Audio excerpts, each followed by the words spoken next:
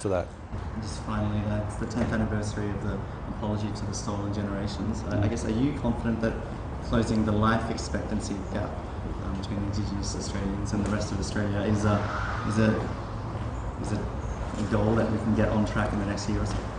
No, I'm very pessimistic. I did a speech in the Senate yesterday about closing the gap. I'm very pessimistic about it. It's sort of like Einstein's definition of insanity. You know, doing the same thing over and over and expecting a different result.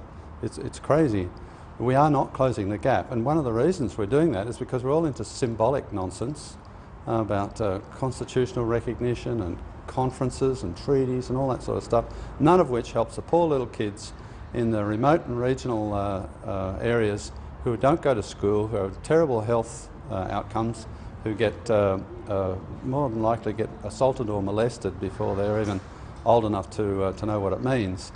And you know, we just don't seem to have this, get it through our heads that perpetuating this dysfunctional museum of people living in these communities is somehow going to change.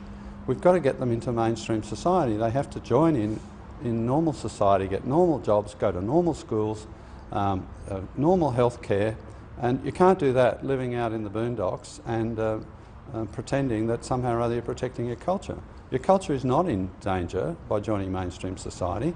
There are plenty, we are a multicultural society. There's no reason why any culture should suffer just by participating in mainstream Australian life. Aborigines should be in the same situation. They're paid money to stay in these dysfunctional communities. They're paid extra for staying in these dysfunctional communities. We've got to encourage them to get out and join mainstream society, get educated, look after their health in the way that everybody else does.